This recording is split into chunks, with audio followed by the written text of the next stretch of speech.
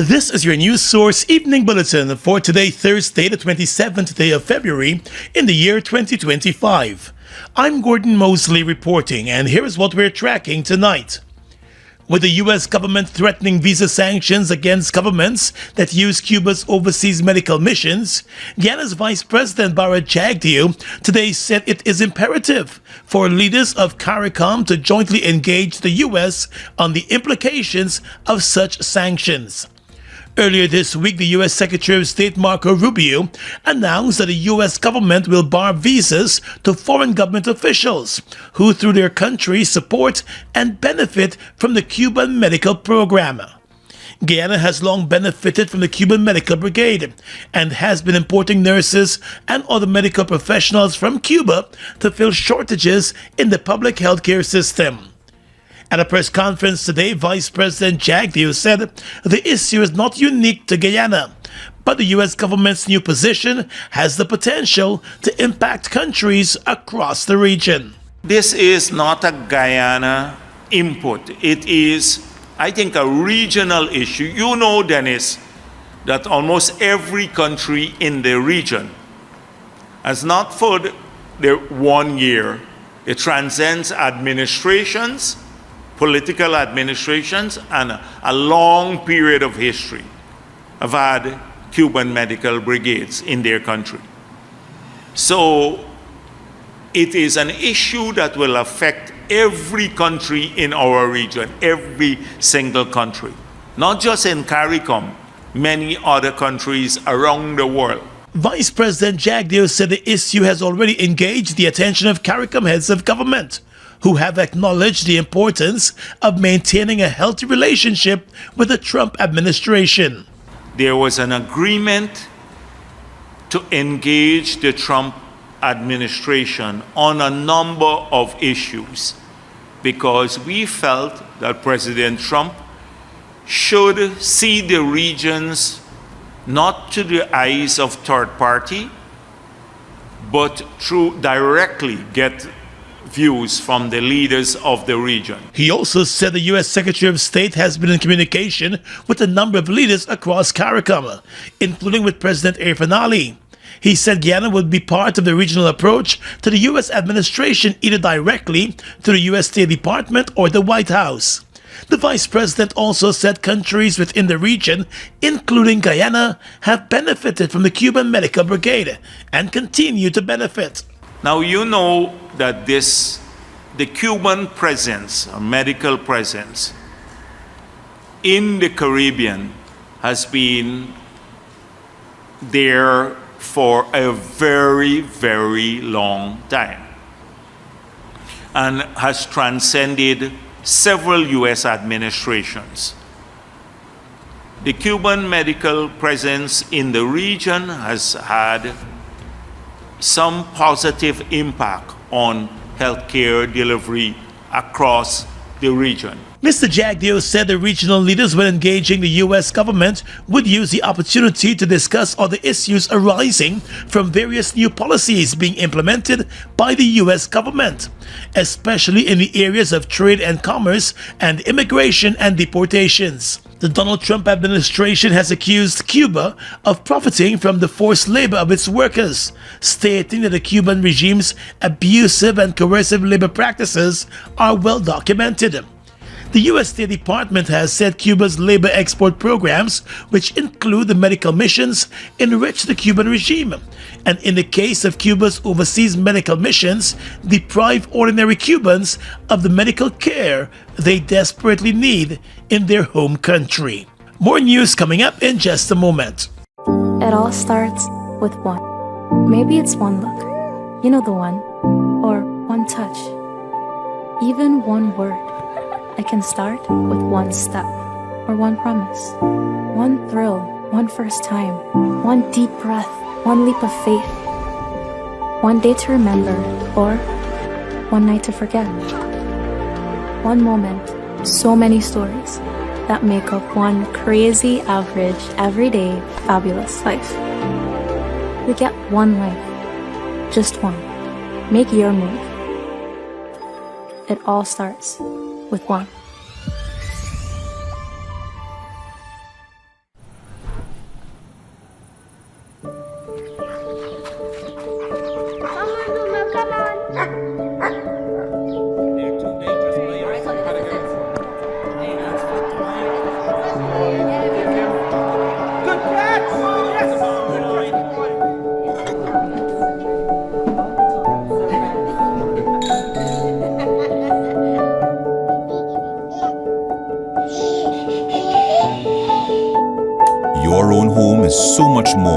just 4 walls, floors, and ceilings. It's a lifetime of great memories and stories. Come talk to us and start your journey home today. Republic Bank, we're the one for you.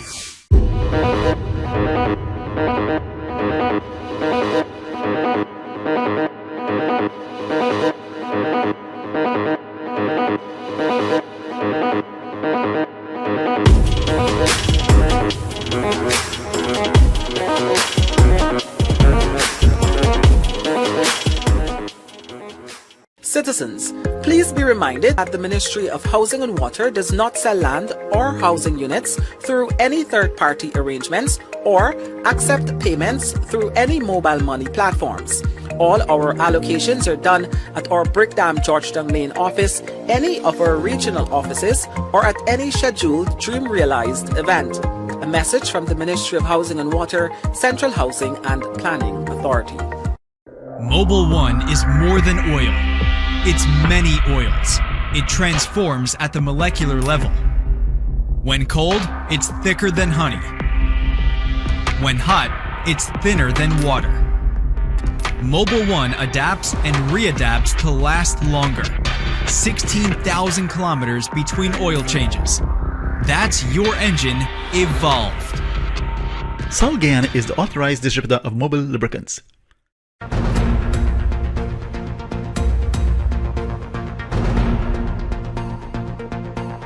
Welcome back.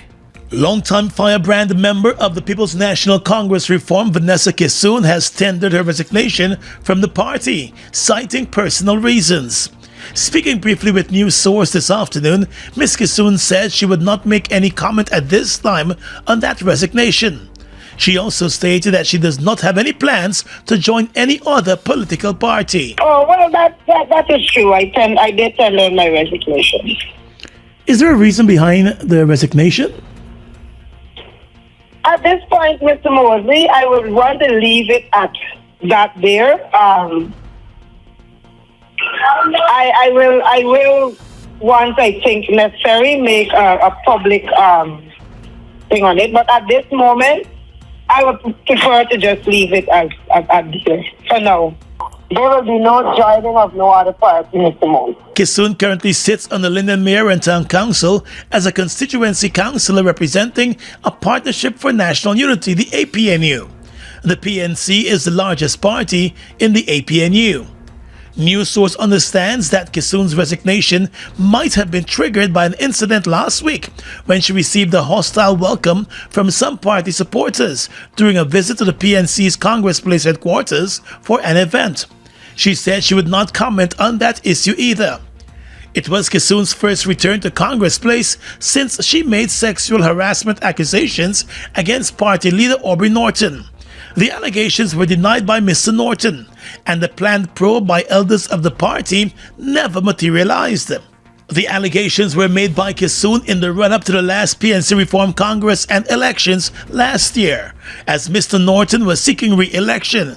He easily won re-election as all of his competitors withdrew from the race for party leader, citing concerns about the electoral process and membership registration. Ms. Kissoon, who is also a former member of parliament for the APNU, was suspended from the PNC Reform in 2014, following a verbal confrontation between her and then party general secretary, the late Oscar Clark.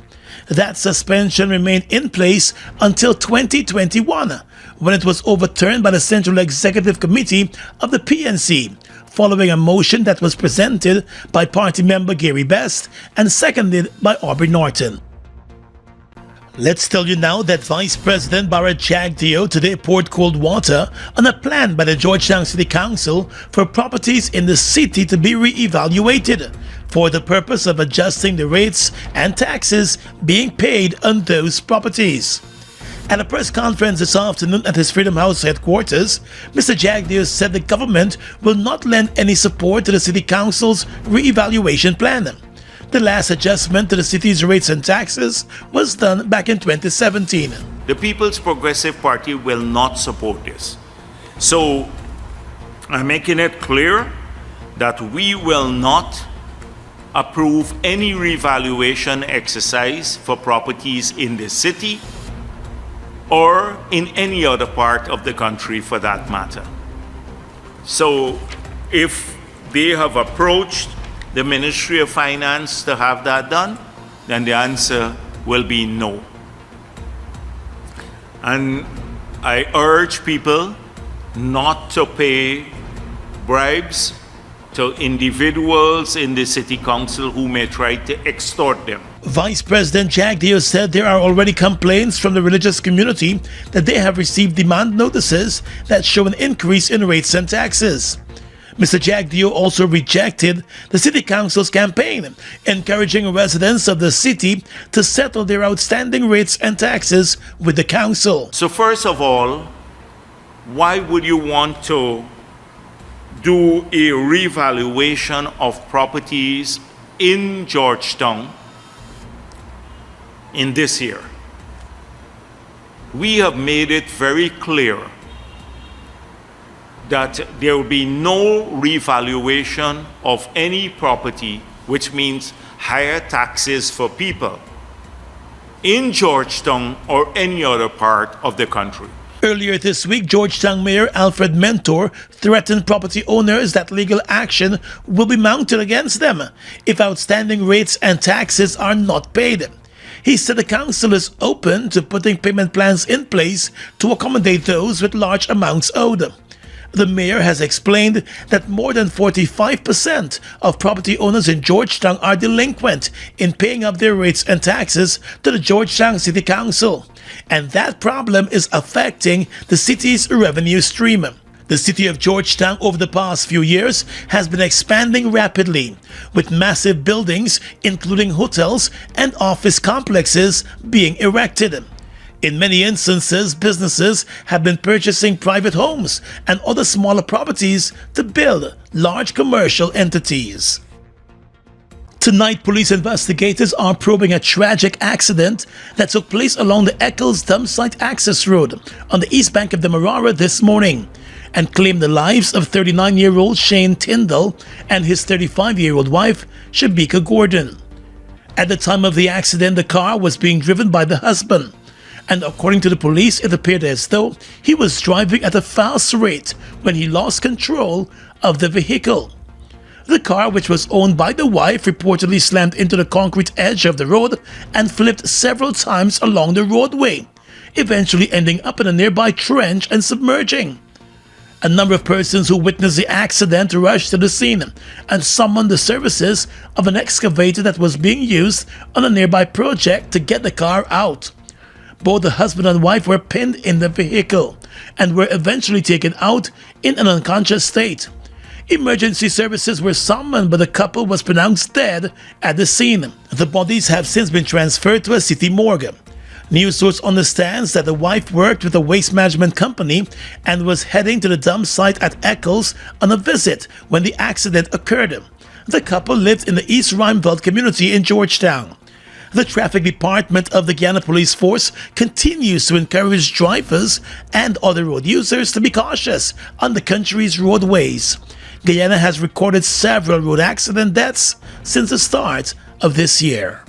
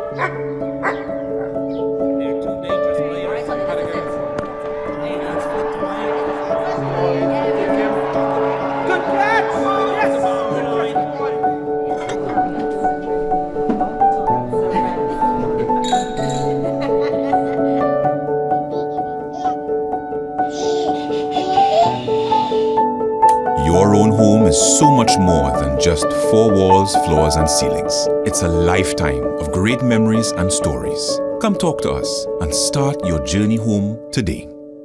Republic Bank. We're the one for you.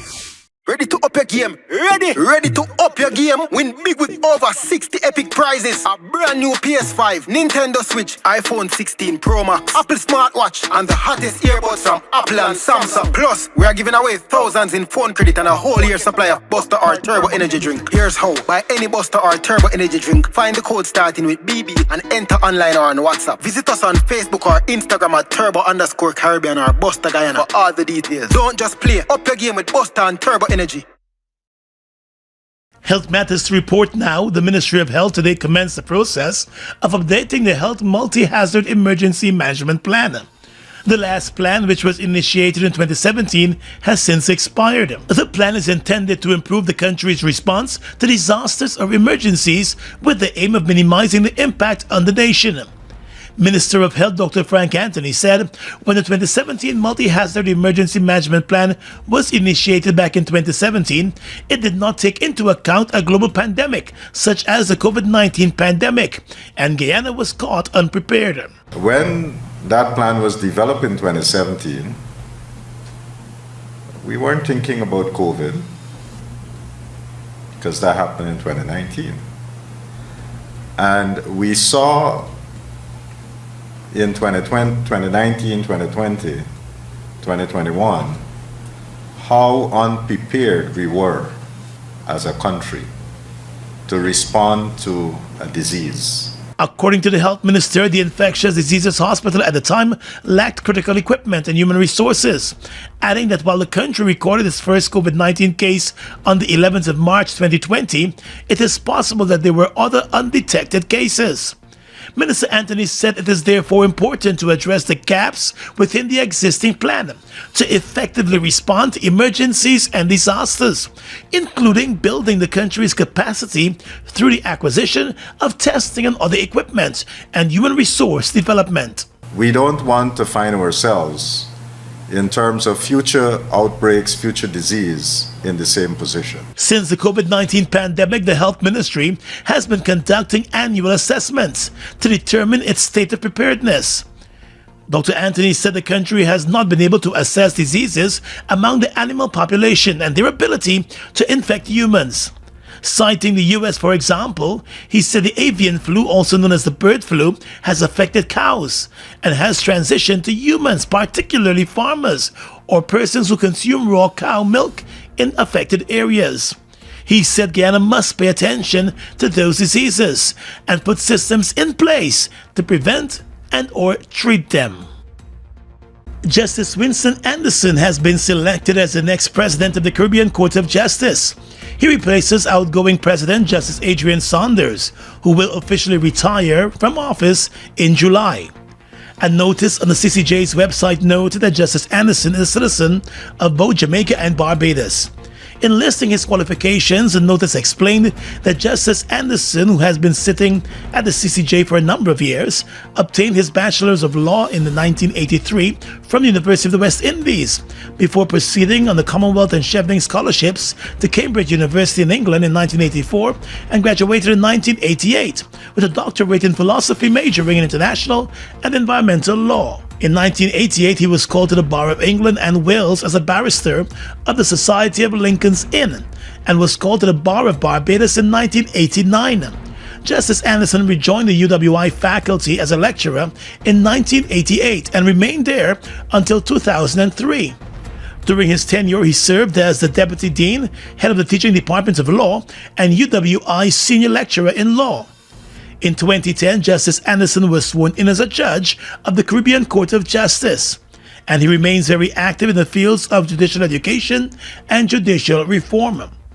He is currently chairman of the CCJ Academy for Law. The decision to appoint Justice Anderson was made at the 48th regular meeting of the Conference of Heads of Government of CARICOM, which was held in Barbados last week. The conference accepted a recommendation submitted by the Regional and Judicial Legal Services Commission. That commission is an independent body which is responsible for the hiring, disciplining, and setting of employment terms and conditions for staff and judges of the Caribbean Court of Justice. The Guyana Association of Bankers has announced the appointment of country manager for Scotiabank Guyana, Nafisa Gafour, as its new chairperson. Gafour, who has worked in the banking industry for more than 2 decades, previously held the position of vice chairperson of the association. The association also announced that the chief executive officer of the Marara Bank Limited, Dowlat Parbu, will serve as the new vice chairman of the association, while the CEO of the Guyana Bank for Trade and Industry Limited, Sean Gorcharan, will serve as the new treasurer of the association. The Guyana Association of Bankers is a non-profit organization that is dedicated to improving banking practices and providing constructive representation, advocacy, and counsel for the financial sector in the country. It also aims to improve the banking sector for all stakeholders, with an emphasis on increasing public knowledge about financial services. The commercial banks in Guyana and some lending institutions are all members of the association.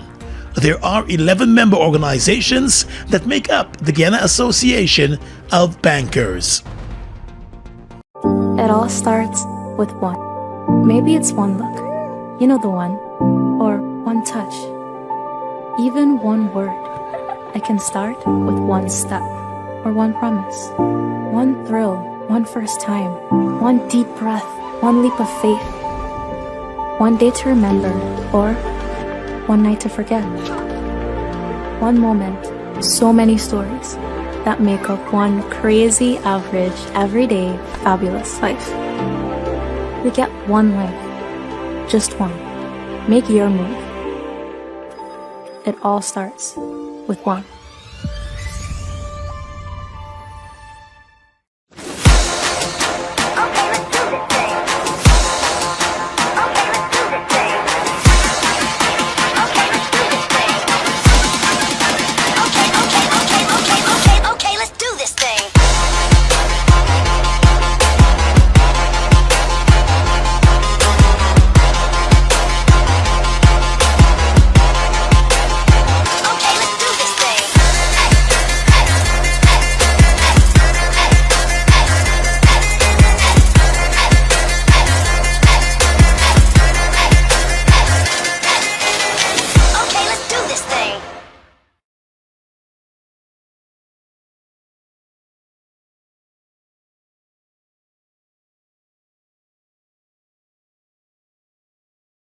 Guyana's economy is rapidly transforming, and we're all part of it.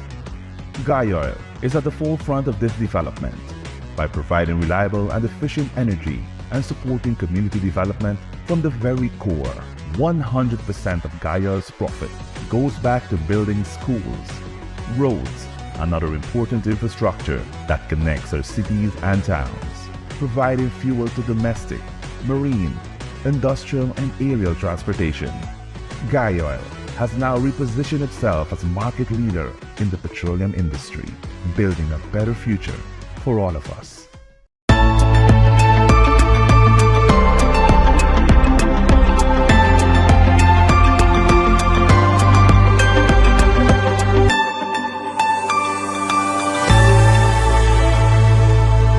With your regional and international news tonight, I am Svetlana Marshall in the region.